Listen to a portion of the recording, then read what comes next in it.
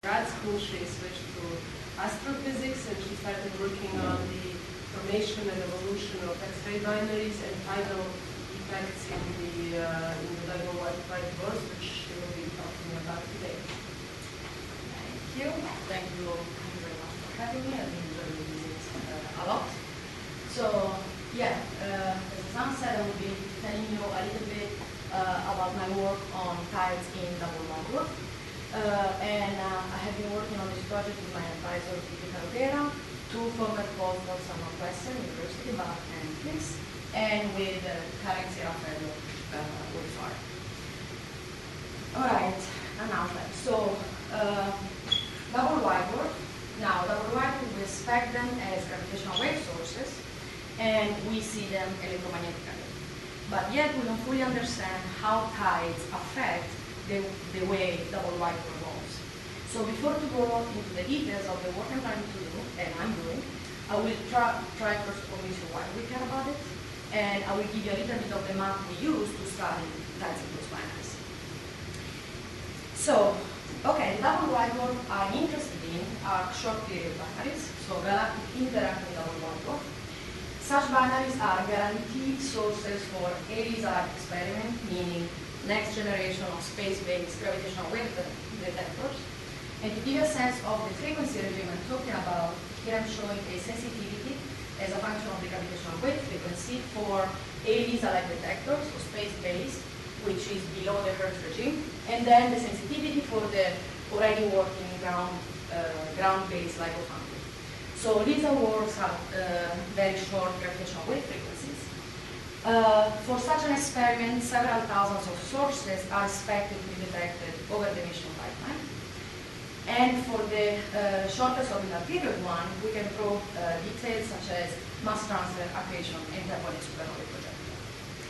Now, despite the LISA status, we actually observe these sources. We observe them electromagnetically, and in particular, in the past couple of years, the extremely low mass WDs survey led to the discovery of 12 merger double WDs, and with merger I mean detached systems that might merge within a Hubble time. And 12 means that in the past couple of years they tripled the number of systems known. And 3 of them have an orbital period to be shorter than an hour. Now the system I like the most is this one. It has this small number. It is a eclipsing detached double WDs.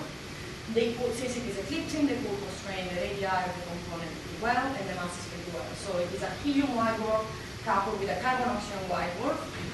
But more interesting is that the orbital period is 12 minutes, which means the expected gravitational wave-driven merger time is less than 1 million years. And in particular, they could measure, by looking at the time of the eclipse, some degree of orbital evolution already within a few years. So it is an extremely prominent system. So given their importance as expected future gravitational wave sources and observed electromagnetic sources, we need maximally realistic models to describe these systems. Now, although we need maximally realistic models, the problem is that so far, Sorry, how many years should they have a constraint to make sure that just one? Yeah. They expect to see, they expect the eclipse to occur 5.5 seconds in advance within 1 year. Yeah. So it's really a nice system to look at. Now, we need realistic models, but the problem is that gravitational wave templates consider the orbital evolution of double WDs to be driven by gravitational wave emission alone, calculated for point masses. While we can imagine that tides could affect gravitational wave signal both via dissipative and non-dissipative effect. Now, for non-dissipative effect, I will show you results in a second. It turns out that non-dissipative effects such as periastral precession, if not accounted for, will lead to a wrong classification of the source. While for dissipative effect, we may imagine that tides might make the orbit evolve, say, faster than if only gravitational wave emission for point masses was considered. So now let's go into a little bit of detail of the map we use to study tides in closed binaries. Now, what I want to show you is that we can write an equation that describes the tidal motion of a mass element of a star because of the tide from a companion. So we start with two stars, M1 and M2. We take M2 to be a point mass. We take M1 with a radius R1, spinning with frequency omega, which is small enough that you don't have to care about Coriolis and centrifugal forces effect. And we sit in a frame S that is co-rotating with star 1. So, where do we start from? We can start writing Lagrange's equation of motion for a mass element of star 1 in the co-rotating frame. Just bear with me, this 3 is like a math. So, the motion of the mass element is due to gravity and pressure forces. Now, the gravity term includes the potential of circular radiation and the gravity from the companion. Now, the gravity from the companion is a solution to Laplace's equation with some other conditions, and we can write it in this form. Now, this expression, u is the radial distance between the components, and this angle chi is this angle in the figure.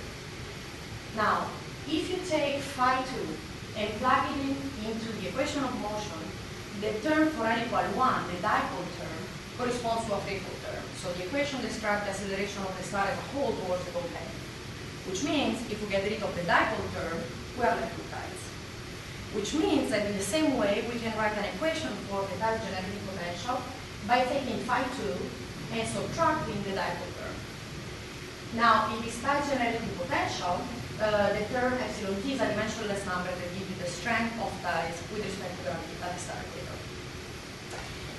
Now, we can take this tide generating potential and write it in a much nastier form if we expand it in a Fourier series in time. Now, the only terms you need to have here are tau is extra material passage, n is the mean motion, c, l, and k are Fourier coefficients. They have another ugly form, but the only thing you care is that, first of all, they depend on radius and orbital separation in such a way that the dominant terms are the one for L equal 2. And second, they depend on eccentricity in such a way that more eccentric is the orbit and more terms you need to take into account to properly describe the tidal response of the star.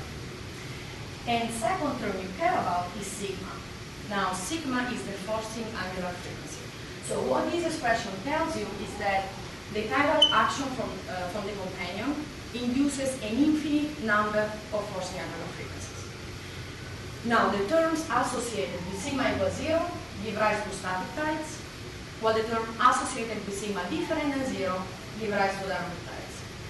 The way I picture this in my mind, if you take the badly drawn tidal deformed star with a tidal bulge on it, and you sit in the rotating frame, if sigma is equal to 0, this potential is independent of time, and your tidal bulge is stationary in the rotating frame, while if this sigma is different than 0, this potential is time dependent, and your tidal bulge becomes oscillatory in the rotating frame. And everything becomes more complicated because you have the star is oscillating at the same time.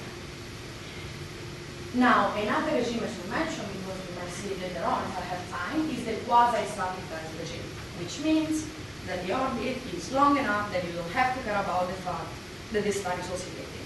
Or the tidal forcing frequency is much smaller than the inverse of the star's dynamical time scale. Okay, now we can make things a little bit more simple. If we consider everything adiabatic, so no energy dissipated through tides.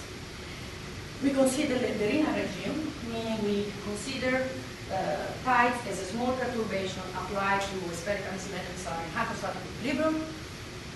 So, to the equation I was showing before, Lagrange's equation of motion with only the quadruple determinants, to that equation we add the equation of stellar structure, meaning mass continuity and energy generation.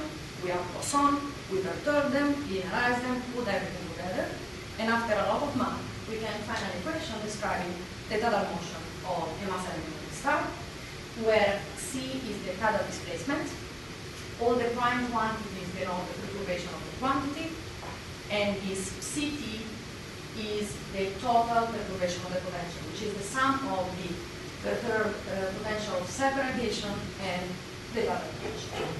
And this equation has some boundary condition which is small enough for you you don't care about it. Now we can add an extra simplification if we consider static tides. So sigma equal to 0, in this configuration the equation simplifies dramatically to the point it can be solved. So it becomes a second order homogeneous differential equation with some non-homogeneous boundary condition, which means that we can solve for the magnitude of the data displacement. So with all this we have all the math we need to study adiabatic effect of quasi-static or static tides. In particular, I use it to look at Apsidal precession or variation precession in double WDs. Now, to put everyone on the same page, Apsidal precession occurs when the position of the periastron on orbit advances or recesses over each orbit. And if I don't say it explicitly, gamma dot is the Apsidal precession rate or periastron precession rate. Now, as you can see from the figure, in order to have periastron precession within an eccentric orbit, and although the rates are extremely uncertain, there has been calculation from theoretical studies from Williams and Thompson that predicted a population of eccentric double WDs that would be detectable with ELISA-like experiments. Now, Williams and collaborators looked at eccentricity induced via dynamical interaction in droplet clusters, while Thompson looked at eccentricity induced via cosine mechanism because of the presence of a third body.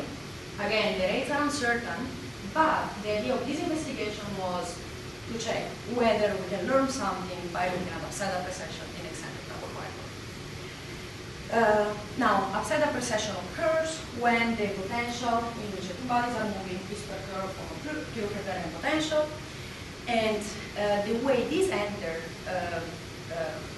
gravitational wave observation, well, gravitational wave signal, is by splitting the frequency spectrum of the signal. Meaning, without periastron precession, your gravitational wave radiation is emitted at multiple n of the orbital frequency, but with periastron precession, it splits by an amount that is proportional to the Apsidal precession rate. Previous studies that look at this topic were done by Williams and collaborators, who used polytropes to investigate Apsidal precession in double WDs because of this effect. And they saw that tides can be quite significant, and therefore you would overestimate the component masses. Now, to understand why this happened and what is the natural follow-up of this work, we can look at how the three contributions to Apsidal precession look like. So here is GR, tides and rotation. Now, what you can see is that all three depend on the orbital period. All three depend on some combination of the component masses, and GR in particular depends on the total system mass. All three depend on some combination of the eccentricity. And only rotation and tides depend on the radius to the power of fifth and on the internal structure. The dependence on the internal structure is in this constant K, which is called Apsidal precession constant or Tidal log number, but it basically measures how centrally concentrated is the star. So what we decided to do was to use detailed helium White-Dwarf models provided by Tesseloy, with masses between 0.1 and 0.3 to check whether Apsidal precession can be significant and how does the temperature of the star enter in the Apsidal precession rate.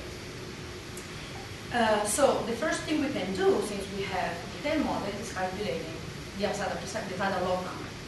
So to calculate the Tidal log number, we need to solve the equation I was showing before for static tides and calculate the tidal displacement. Now I told you that K measures how centrally concentrated is the star, and two extremes are 0 for a point mass and 0.74 for a uniform density sphere, which means any realistic stellar model should be in between these two values. So the first thing we did was to calculate K for all the models available, and here I'm showing K as a function of the White-Dwarf age, and you can see for all our models, you can see that K increases with time being between those two extremes.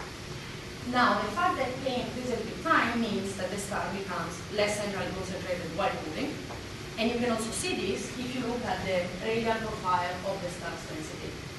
Now, here I'm showing it for a 0.3 solar mass star, and you see multiple lines because we have different snapshots of the star throughout the cooling phase. And the dash model is the hottest, is the youngest WDs in the sequence. and evolution in time proceeds downward. So you see that the profile becomes flatter as the whiteboard evolves, which means it becomes less centrally concentrated. Now, once we have K, we have everything we need. So really when you say less centrally concentrated, it's more that the envelope is contracting, right? So that it becomes smaller effectively, this envelope. Yes. Yes, exactly. So we can, we have A, we can go ahead and calculate the Apsidal precession rate. Now, here I'm showing gamma dot as a function of the orbital frequency for a binary hosting two 0.3 solar mass components with a small eccentricity and full component. Now, here is the legend for the lines, but the dotted dash line is GR, the dash line is tides, and the dotted line is rotation. And the solid line is the dot. Now, what you can see in general is that GR dominates at small orbital frequencies, while tides and rotation become more significant as the frequency increases. Now, to calculate the rotational contribution, we assume synchronization of periastron, which, given our current observed sample of rotational rate in whiteboard, gives actually an upper limit on the whiteboard rotational rate. So if we were to consider lower rotational rate, the rotational contribution will go down, which means that a frequency where GR is no longer important, we can assume that tides are the leading mechanism to drive periastron precession. Now, also to give you a sense of how this looping would move if we were to play with the masses or the evolutionary stage. So here I have two pool components.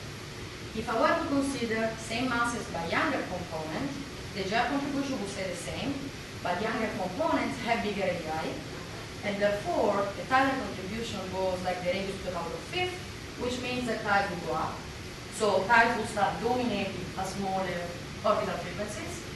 Same way if I consider smaller masses, again smaller masses have bigger radii, so tides will go up, but smaller masses the GR contribution will go down. So this is the worst case scenario for tides. And yet we can see that, for instance, if we look at 1 millihertz, the periastron precession causes a shift in the gravitational wave signal of 3 to 4 pi per year, which for a LISA-like mission, as explained in Williamson collaborator, would be for sure detectable. So the idea now is to check what can be learned from it, since we can actually detect such an effect. Yes? How much intensity reduction can you expect from the initial wave by the time you reach the... Right. So here, a lot, probably. But here, yeah, here I'm not following the, so here I'm just fixing the evolutionary stage and the eccentricity and imagining that I'm observing the system at different orbital frequency. I'm actually not following the evolution of the eccentricity as it evolves to high frequency. Can we see this expected eccentricity of 4 or 10 minus 2 by the time you reach the... Probably not. I should check. Actually. But a proper way to do it would be to check the evolution of the eccentricity. Well, I have more plots later, and maybe that will give an idea. A more proper way to do it would be fix different initial eccentricity, follow the eccentricity driven by gravitational wave emission alone, and check what is the prediction for periastron precession. But yeah, no, here I'm just fixing eccentricity, masses, temperature, and asking the question, if the orbital period is x, is my Apsidal precession significant?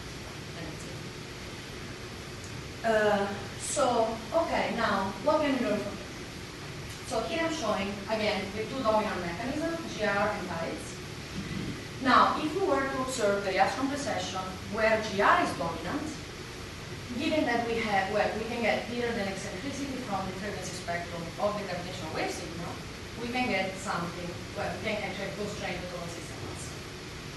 However, if we observe Apsidal precession where tidal derivative mechanism is not the same simple equation, because we have, apart from period, eccentricity, and mass, we have radii and internal structure. Now, however, we can look at the behavior of KR to the 5th that enter the equation to tides. And here I'm showing it, KR to the 5th as a function of the whiteboard age. So you can see that for most of the evolutionary time, KR to the 5th sits at a plateau value, which is unique to each mass. In other words, if you look just at the plateau value in this last point in the lines, and if you look at it as a function of the mass, there is a one-to-one correlation that you can use to simplify the equation of Precession precession due to tides, making dependent only on period eccentricity of masses. So what this all means is that before we already knew that we could be using GR-induced variation precession to constrain the total system mass, but now we can place some constraint on some combination of the component masses throughout the entire gravitational wave relevant frequency domain, which is a nice result. Now, I told you before that not accounting for variation precession, for a tidal induced variation precession, you could get the system completely wrong, and here I'm showing you why.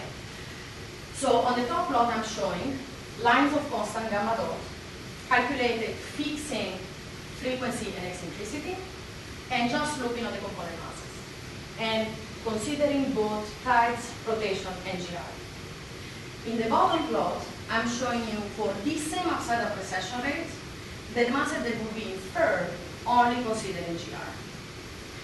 So I'm going to show you an extreme case, but just to guide your eyes, if we are looking, for instance, at an eccentric double whiteboard that hosts two zero-part solar masses component, we could potentially, that's the extreme case, misclassify the source as hosting several hundred solar masses values.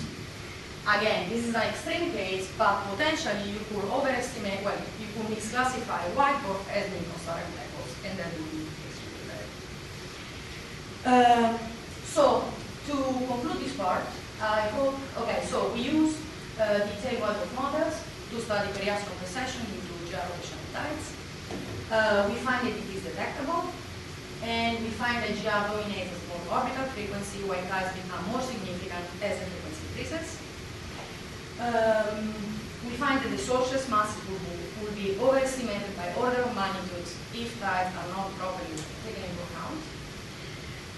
And finally, we find the dependence of K to the fifth on the whiteboard mass allows to use Apsidal precession to place some constraint on some combination of the component masses throughout the entire frequency domain. Now, everything I said so far, yes? Can I question about detectability? So, sure. So for that 12-minute system, what's your prediction? There is eccentric, so there will not be reaction precession. It's not eccentric. Oh, sorry, no, it's not. It is circular. There is no eccentricity, so there will not be, at least not measured or independent of the dimension and eccentricity. So that wouldn't be relevant for this kind of You stuff. can only measure orbital decay. Yes. Yeah. In that case, that dissipation will be maybe significant. But the reaction precession is non-dissipative. So it happens no matter you have dissipation or not, but you need an eccentricity. And the 12 minutes orbital period 1 is circular. Okay, so. I don't know that we know that 2.01. What? I said I don't know that we know the eccentricity 2.01. Right. But True. yeah, the prediction is certainly that it's circular. Yeah. Because it's a common number or something? Yeah, well, and again, sort of similar neutron star-like work systems are all extremely circular. Well, no, there are two eccentric circles which I'm about to Right, mention. yeah. Most of them. Okay, fair enough. So, okay, so everything I said so far was for eccentric double whiteboard, but the same analysis can be applied to, for example, eccentric neutron star whiteboard, which are actually a cleaner probe because in double whiteboard you have that both components are tidally deformed or rotationally deformed, so both components contribute to variation precession, while in this system the neutron star deformation is negligible, therefore your Apsidal precession carries a unique signature of the whiteboard. Then two are observed in the field. These are the phone numbers. Now, the two observed in the field are not in the VISA frequency domain, where in the gravitational wave relevant frequency domain, but theoretical calculations predict a wide range of period and eccentricities, and a subset of this population will be already detectable. And we observe them as pulsars orbiting whiteboard. Now, the most important thing of these sources is that from pulsar timing measurements, you can get an independent measurement of the components' masses, which means that if you have Apsidal precession and if you know the component masses, you can test if the white dwarf models are correct. Now, and this might answer your question. Now, we have an undergraduate student at Northwestern, Chase Kimball, is working with me on this project. As an exercise, he took the two observed eccentric neutral-star white dwarf, which are not in the Lisa band, and evolved them forward to check whether they still keep an eccentricity once they enter the Lisa band. And the eccentricity to start with is fairly, actually not that high, so they might still have an eccentricity. The eccentric double white dwarf also if you start with a fairly low one. But in any case, the eccentricity drops, but still there is some eccentricity left that could be used to test various precession.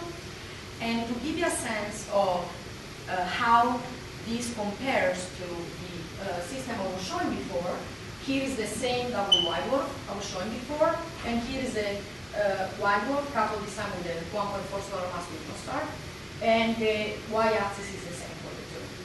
Now, placing a more massive component basically increases the GR contribution and takes the tidal contribution down.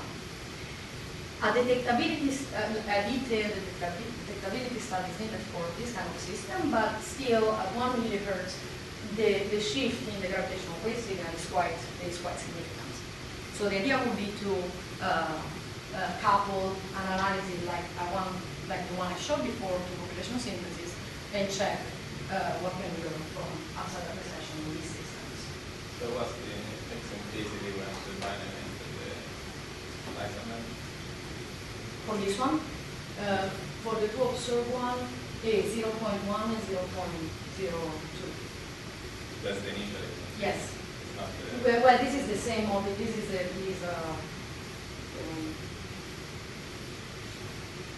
this is what you're asking.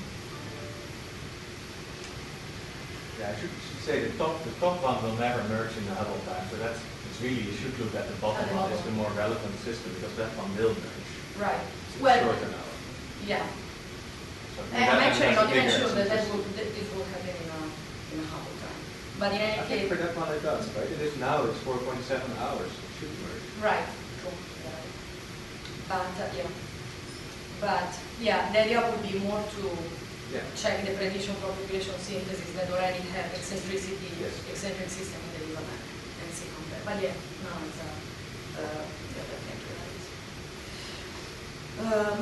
Okay, now, yeah, so I told you about non-dissipative effect of tides, and now I move on quickly to tidal dissipation. Now I told you, again, just to remind you, gravitational wave data analysis assume, detach, double white dwarf to behave as point masses.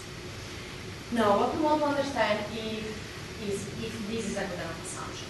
And to do this, what we need to understand, what we need to calculate, is tidal-driven orbital evolution timescale, including non-adiabatic effect and resonances between tides and the free oscillation mode of the star.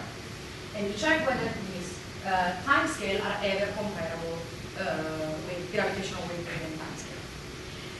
Now, some recent work on this topic was done by Williams and collaborator. They looked at the energy dissipation to quasi-static tides in binaries with the white dwarf and another compact object. Now, quasi-static tides is a regime where the orbital period is short, but still long enough that you don't have resonances with the white dwarf hypermodes. What they saw, so they consider dissipative effect, they consider both convective and magnetic damping, and for any configuration they consider of orbital period, rotational period, eccentricity. Convective damping is the mechanism, the dominant mechanism to dissipate quasi-static tides. And they find that for any configuration, tides do basically nothing. Your gravitational wave timescales are much shorter, which means that you're okay with the point mass assumption as long as the orbital period is long enough. The problem is that as you're spiraling in, tides are not efficient enough to keep the system synchronous, and eventually you're going to become asynchronous and keep the dynamic tides regime. Now, on the other hand, Fuller and Lai looked at adiabatic tidal excitation of free oscillation modes in white dwarf plus another compact object. So they specifically look at how much energy you can take from the orbit and use to excite a mode in a passage through a resonance. And what they saw is that the mode can be excited by quite a lot, with the mode energy reaching like 10 to the minus 3 of the gravitational bending energy of the star, which means that since you can take so much energy to the orbit and use it to excite the modes, your orbital evolution is going to be different than if you were only considering point masses. And tidal heating might be relevant. And what they saw is that you become nonlinear in the outer layer, which means that different effects such as mode coupling and modes transferring energy to each other will start contributing to dissipating energy, and therefore a nonlinear regime should be considered.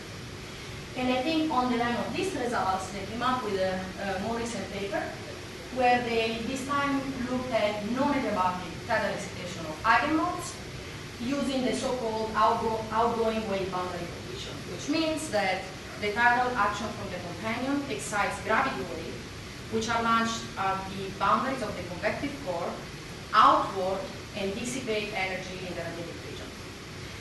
And what they saw, again, that now this time tidal synchronization happened quickly. Again, you have the tidal vector orbital evolution.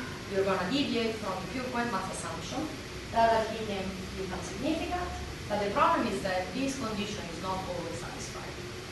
So a more detailed treatment, this kind of study and their results motivate a more detailed treatment of tidal dissipation in double WDs.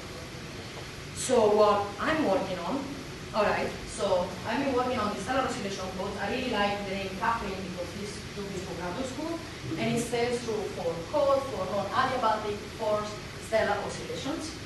And it is a code that I tend to use to study tides in double WD binaries or different kind of binaries. And it is based on the so-called Riccati method, which is a well-tested, highly stable stellar oscillation algorithm. And if you have questions about that, then we'll be happy to chat about it. So far, for now, everything is adiabatic. And I can calculate eigenfrequencies and eigenfunctions of realistic detailed Wildorf models. And for now, I will not consider rotation because Wildorf are observed in these rotators anyway. But to give a sense of the behavior, here I'm showing for a helium Wildorf of 0.2 solar masses, 2 atom modes, L2G4 and L3G23. And now I'm in the process of including non-adiabatic effect, and eventually to look into tidal excitation of eigenmodes and check whether tides can be relevant in the evolution of double WD. So to summarize, I hope to convince you that non-dissipative effect of tides can be important and useful. Apsidal precession, for instance, can help constraining the source's masses. A correct source classification requires tides.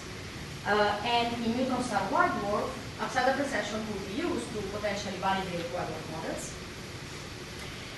For how much tidal dissipation affects the orbital evolution of double wide dwarf is still an open question. Williams and collaborator discovered that dissipation of quasi-static tides is not efficient enough. Therefore, the point mass assumption is okay as long as the orbital period is long, but it breaks down as the wide dwarf is spiraling, and eventually tides become dynamic. While Furrer and Lai look at tidal excitation of wide dwarf free oscillation modes, and they see that they will affect the orbital evolution quite significantly. Therefore, a non-adiabatic treatment of tidal excitation of free oscillation modes needs to be considered. And thank you very much.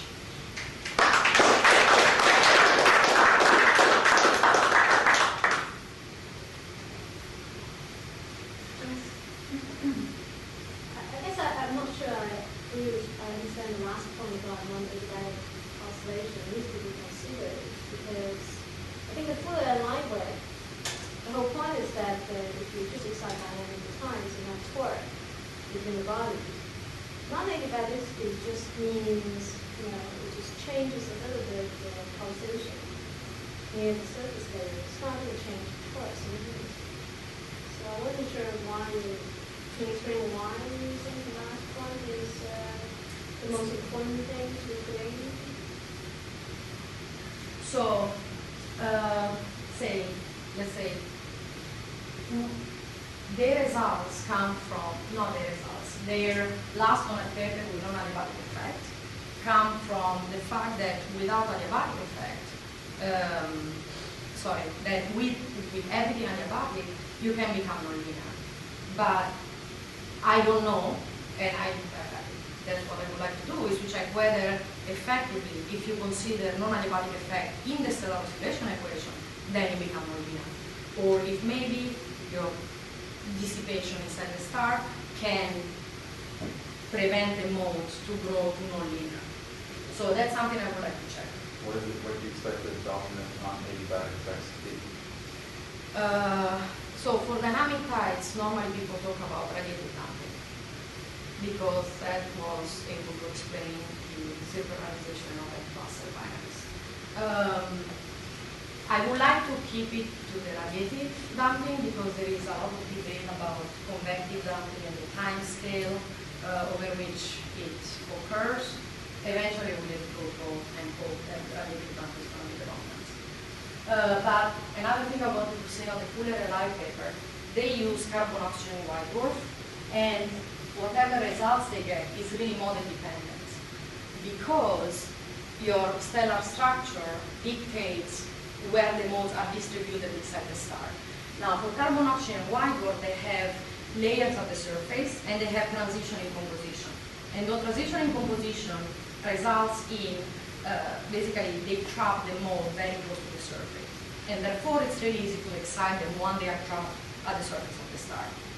While for helium white dwarf, I don't see the same transition in composition they have, and I have pure helium white dwarf with no hydrogen at the surface. So the response could be different.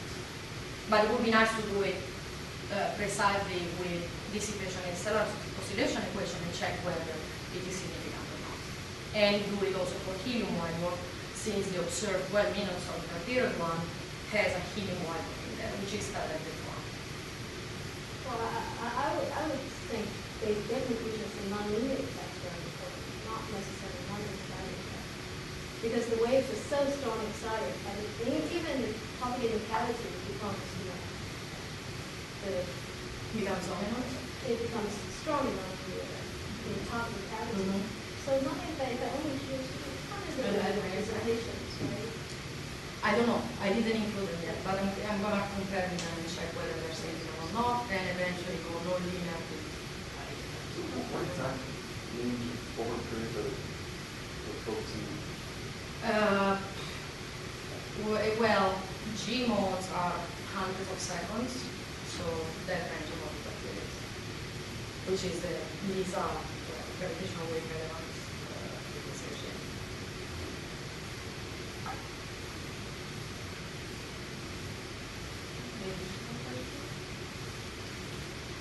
Well, send the speaker.